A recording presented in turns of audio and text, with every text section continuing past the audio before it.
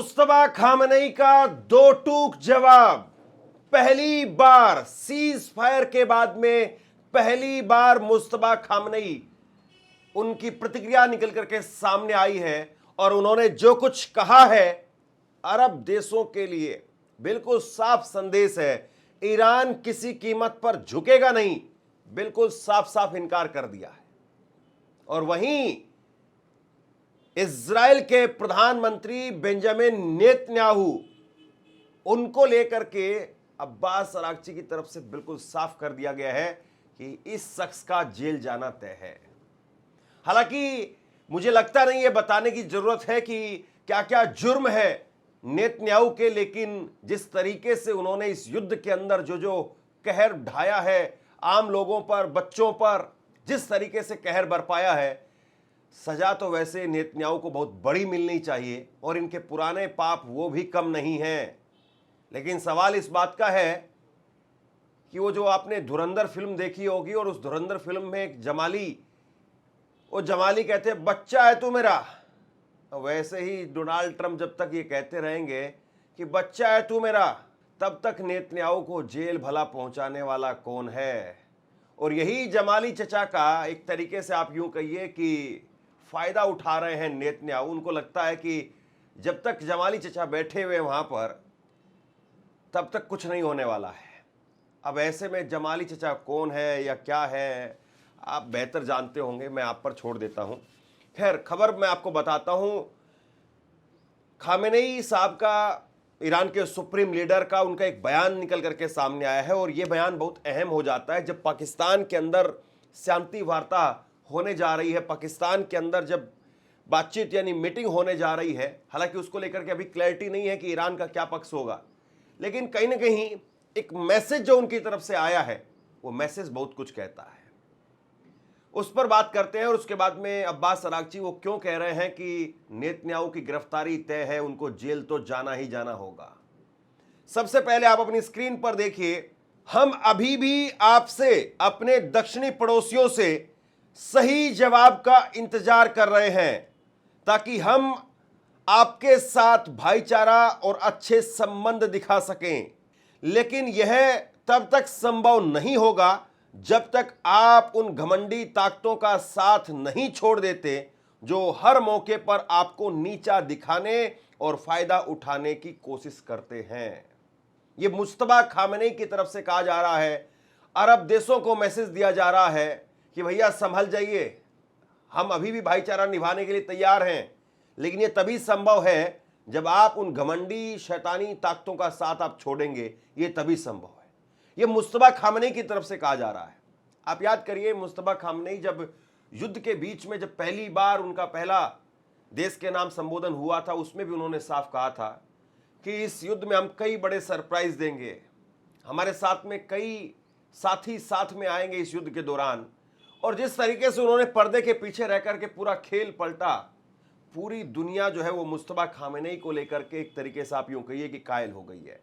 Mustafa Khamenei कह रहे हैं कि हमारा प्यारा देश अपने दिल और आत्मा में यह मजबूत संकल्प हमेशा जिंदा रखेगा कि वह अपने शहीद नेता और दूसरे व तीसरे थोपे गए युद्धों के सभी शहीदों के पवित्र खून का बदला लेगा और इस लक्ष्य को पाने के लिए लगातार प्रयास करता रहेगा। मुस्तफा खामनेई ने अपने पिता और ईरान के सुप्रीम लीडर रहे अयतुल्ला अली खामनेई साहब को याद किया, शहीदों को याद किया और उनके पवित्र शहादत को याद करते हुए, नमन करते हुए वो कह रहे हैं कि हम उनको याद रखेंगे। लेकिन मुझे लगता है कि जो बड़ा मैसेज है, बड़ा मैसेज वो अरब देशों के लिए है। और यकीनी तौर पर इस वक्त में ईरान की जो ताकत है, ईरान की जो कुव्वत है वो काफ़ी बढ़ चुकी है। हालांकि ईरान पहले भी कोई छोटा मोटा देश नहीं था, ईरान पहले भी एक बहुत बड़ा देश, बहुत पुरानी सभ्यता और एक तरीके से आप यूं कहिए कि इस पूरे इलाके में एक बहुत बड़ी ताकत, सबसे बड़ी ताकत। और अब उसने अपने वजूद को जिस तरीके से कायम किया, जिस तरीके से अपना वर्चस्व दिखाया है, ये अपने आप में बहुत बड़ी बात हो जाती है। जैसे ईरान ने अमेरिका और इजराइल की हिजमनी को, उसकी सुप्रीमेसी को तोड़ करके और अपना डंका, अपना इंकलाब जिस तरीके से बुलंद किया है, ये सालों साल के लिए याद किया जाएगा कि कभी इस तरीके से दुनिया के इतिहास में कुछ ऐसा हुआ था और उसके बाद में उस मुल्क ने ऐसा जवाब दिया था। अब अब्बास अरागची, उनका बयान आप देखिए। अब्बास अरागची की तरफ से एक ट्वीट किया गया और उन्होंने कहा कि नेतन्याहू का केस रविवार से फिर से शुरू होगा। अगर पूरे इलाके में लेबनान समेत शांति सीजफायर हो जाती है तो उन्हें जल्दी जेल हो सकती है। अगर अमेरिका उन्हें नहीं रोकता है और कूटनीति को खराब होने देता है जिससे उसकी अपनी अर्थव्यवस्था को नुकसान हो तो यह उसका खुद का फैसला होगा। हमें लगता है कि यह गलत कदम होगा लेकिन हम इसके लिए तैयार हैं। 3 बातें यहां पर इनके ट्वीट में साफ तौर पर नजर आ रही है। पहली बात, वो कह रहे हैं कि शांति वार्ता अगर होती है और उसमें कह रहे हैं कि लेबनान अगर शामिल होता है तब, यानी लेबनान को शामिल करके शांति वार्ता अगर की जाती है, सीजफायर अगर होता है तब वो तैयार है। पहली बात उन्होंने साफ कर दी कि लेबनान पर किसी कीमत पर पीछे नहीं हटेंगे। दूसरी बात, वो ये कह रहे हैं कि रविवार को फिर से केस खुल रहा है और उस केस में ये नेतन्याहू साहब इनकी जेल जाना वो तय है।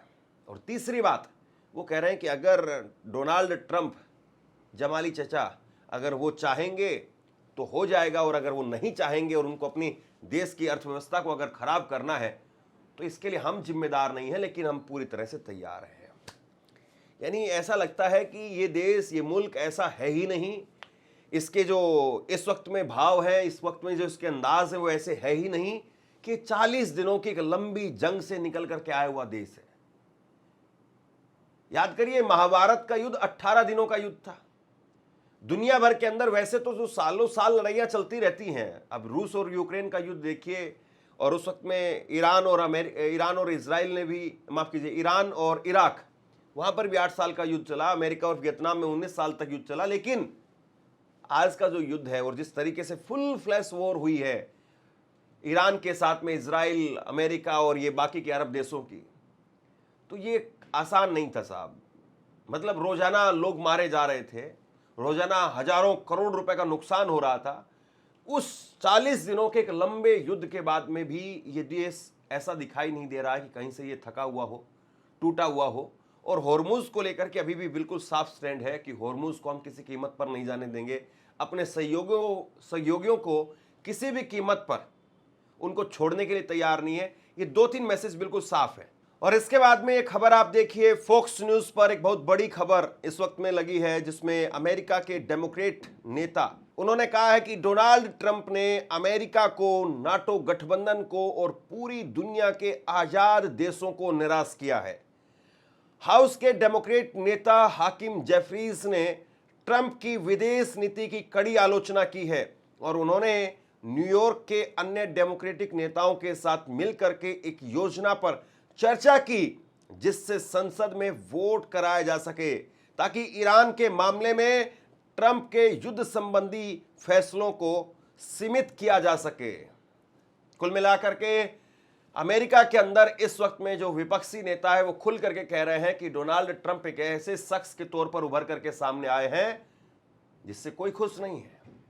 डोनाल्ड ट्रंप एक ऐसे नेता के तौर पर अपने आप को स्थापित कर रहे हैं जो सिवाय नुकसान के और सिवाय जो सालों साल की अमेरिका की इन्वेस्टमेंट थी उसको तबाह करने के अलावा कुछ नहीं कर रहे हैं। जाहिर सी बात है, अगर नाटो गठबंधन से अगर अमेरिका बाहर हो जाता है तो जो इतने सालों का अमेरिका की इन्वेस्टमेंट है उसका क्या होगा साहब? सोचिए जरा आप इस बात को।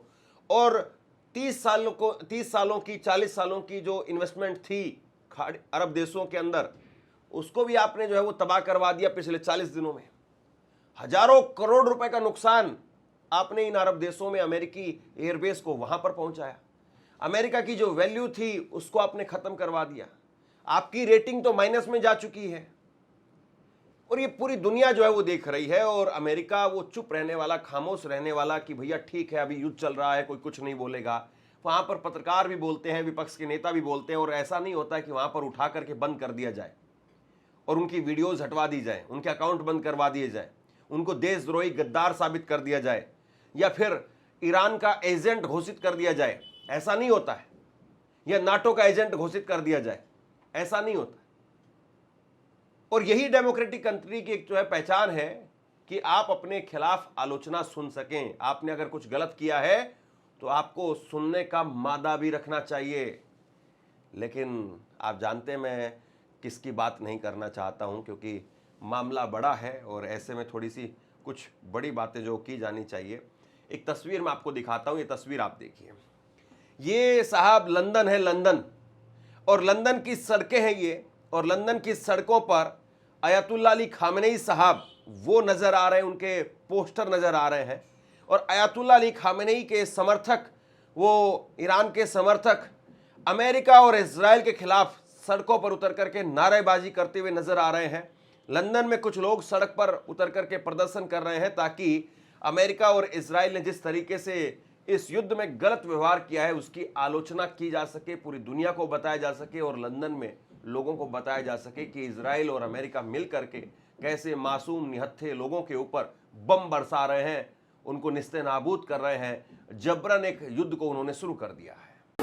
در دعا می‌خونیم یا من اذا تضایقت الامور فتح لها بابا لن تذهب الیه. अब देखिए अब्बास अरागची साहब, जैसा मैंने इस खबर के शुरुआत में बताया, उन्होंने कहा कि साहब इनको तो जेल जाना पड़ेगा।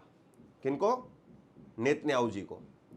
लेकिन फिर वही बात आ जाती है कि किस आरोप में जेल जाना पड़ेगा, या फिर अब्बास अरागची जो है वो केवल ख्याली पुलाव जो पका रहे हैं। देखिए कोई भी अगर दूसरा मुल्क होता, और ख़ास तौर पर अगर अमेरिका के साथ में जिसकी पटती नहीं, निश्चित तौर पर नेतन्याहू ने जो काम किया है उस काम के लिए उनको जेल होती। ये सच्चाई है। आप इतिहास उठा करके देखिए। मैं बहुत सारे अल्फाज तो ऐसे जो बोलना नहीं चाहता। मैं एक रिपोर्ट देख रहा था और उस रिपोर्ट में जो है वो एक इजरायली कमांडर, उनके हवाले से, एक ईरानी कमांडर के हवाले से कहा गया कि ये पागल कुत्ते की तरह से व्यवहार करते हैं। नेतन्याहू को लेकर के कहा गया कि सिर्फ रे पागल कुत्ते की तरह से व्यवहार करते हैं। देखिए किसी प्रधानमंत्री को लेकर के ऐसा कतई नहीं कहा जाना चाहिए और मैं इसका समर्थन भी नहीं करता हूं। लेकिन नेतन्याहू ने जो किया है, जिस तरीके से उन्होंने किया है, अभी लेबनान के अंदर जिस तरीके से आपने कहर बरपाया है, वो सिविलियंस थे, वो बच्चे थे जिनको आपने मार दिया। आपने गजा के अंदर जो किया है वो नरसंहार है और इसके लिए कोई सजा नहीं होगी। क्या वॉर क्राइम ये हम बोल दें या अखबार कहीं पर लिख दें या कोई पत्रकार कहीं पर बोले, कोई रिपोर्ट कहीं पर सामने आ जाए, सिर्फ वॉर क्राइम सिर्फ इतना है क्या कि आपने वॉर क्राइम किया और आपके वॉर क्राइम को कुछ लोगों ने कह दिया और आपका वॉर क्राइम खत्म हो गया? नहीं साहब। आप ये बताइए कि अगर एक पुलिस वाला, अगर वो सरकारी ड्यूटी पर है और सरकारी ड्यूटी पर वो खुन्नस निकालते हुए अगर जुडिशियल कस्टडी के अंदर किसी की डेथ हो जाती है या किसी का फर्जी एनकाउंटर होता है तो उसको भी सजा होती है, उसकी नौकरी चली जाती है, उसको सजा होती है, उस पर जुर्माना लगता है, उसको जो पैसा है, सरकारी जो पैसा है वो वापस देना पड़ता है। ऐसे ही वॉर क्राइम होता है। वॉर क्राइम का मतलब ये नहीं है कि हम यहां कह दें और उसके बाद बात खत्म हो गई। अगर कोई भी मुल्क किसी भी दूसरे मुल्क के ऊपर जबरन अटैक करता है, हमला करता है, युद्ध होता है, तो युद्ध के अंदर बच्चों को, निर्दोषों को, निहत्थे लोगों को अगर निशाना बनाया जाता है तो ये वॉर क्राइम है। और इस वॉर क्राइम के लिए स्पेशल सजा जो है वो मुकर्रर की गई है, तय की गई है, और वो सजा निश्चित तौर पर नेतन्याहू को होती। लेकिन वही कि जमाली चचा हैं और इसलिए बैठे रहेंगे और वो चले जाएंगे, कोई और आएगा, तब भी यही सिस्टम रहेगा। क्योंकि अमेरिका एक तरीके से कहा जाता है कि भैया गोदी में जो है वो इजराइल, और आप वाइस वर्सा आप कहिए, ये कुल मिलाकर के सीन है। क्योंकि जूइश लॉबी जो है पैसा है उसके पास में, और अमेरिका में चुनाव लड़ने के लिए पैसा चाहिए। डेमोक्रेट या फिर जो भी कहिए आप, वहां पर सबके अच्छे संबंध है इजराइल के साथ में, चाहे वो डेमोक्रेट हो चाहे रिपब्लिकन हो। कल को अगर कोई और आएगा तो ऐसा नहीं कि वहां पर इजराइल के साथ में कुछ और हो जाएगा। बहुत ज्यादा कोई उम्मीद नहीं कर सकते हैं आप। और ऐसे में नेतन्याहू कुर्सी पर हैं, लेकिन नेतन्याहू की रेटिंग भी बहुत खराब है इस वक्त में, उनके वहां पर ही बड़ा नुकसान हो रहा है। लेकिन खैर, ट्रंप जब तक हैं तब तक तो लगता नहीं कि कुछ ऐसा करिश्मा, कोई ऐसा चमत्कार हो जाए, क्योंकि ये सारी संस्थाएं जेब में डाल करके घूमते हैं। ये जितनी संस्थाएं हैं ये सब जेब में डाल करके घूमते हैं। लेकिन तारीख इस बात की भी गवाह है कि कोई कितना ही बड़ा अपने आप में नाम क्यों ना हो, कितना ही बड़ा अपने आप में तानाशाह क्यों ना हो, कोई कितना ही बड़ा अपने आप में तुर्रम खां क्यों ना हो, सबका हिसाब हुआ है और सबको भुगत करके जाना पड़ा है, सबको घसीट करके ले जाया गया है। ये तारीख गवाह है इस बात की। और आप देखिए कि इस युद्ध से पहले ईरान कहां खड़ा था और इस युद्ध के बाद में आज ईरान कहां पर खड़ा है। और ये ईरान की ताकत है कि उन्होंने पूरे नैरेटिव को ना केवल बदला है बल्कि पूरे खेल में किस तरीके से उन्होंने धूल चटाई है, ये अपने आप में बहुत बड़ी बात है। अब दो बयान मैं आपको फटाफट सुनाता हूं डोनाल्ड ट्रंप के। डोनाल्ड ट्रंप ने ट्वीट पोस्ट करके कहा कि ईरान ने होर्मुज से तेल ले जाने की अनुमति दी है, जो बहुत गलत है। कुछ लोग इसे शर्मनाक भी कहेंगे, यह हमारे समझौते के खिलाफ भी है। आपको होर्मुज से तेल ले जाने में उसकी अनुमति भी खराब लग रही है और उधर निहत्थे बच्चे मर रहे हैं, वो आपको खराब नहीं लग रहा है। इसीलिए मैंने कहा था जमाली चचा जो हैं वो कभी एक्शन नहीं ले पाएंगे। दूसरा सुनिए आप, रिपोर्ट्स हैं कि ईरान होर्मुज से गुजरने वाले टैंकरों से फीस वसूल रहा है। ऐसा उन्हें बिल्कुल नहीं करना चाहिए और अगर ऐसा कर रहे हैं तो तुरंत इसे बंद कर देना चाहिए। यहां तो 4 पैसे अगर कोई ले रहा है तो आपको इतनी मिर्ची लग रही है और वहां पर लोगों की गर्दन पर पैर रखा जा रहा है, छोटे छोटे बच्चों को मसला जा रहा है। आप डबल टैप के नाम पर वॉर क्राइम कर रहे हैं, तब आपको मिर्ची नहीं लगती है साहब। यही है दोहरा चरित्र। शास्त्रों में इसी को दोगलापन कहा गया है। उम्मीद करता हूं कि यह खबर आपको पसंद आई होगी। इस खबर को शेयर कीजिए, लोगों तक पहुंचाइए और आप क्या सोचते हैं नीचे कमेंट बॉक्स में लिख करके मुझे जरूर बताइए। इस वीडियो को लाइक कीजिए, चैनल को सब्सक्राइब जरूर कीजिए और अगर संभव हो तो थैंक्स बटन का प्रयोग करके हमें आर्थिक तौर पर मदद कीजिए। शुक्रिया, थैंक यू।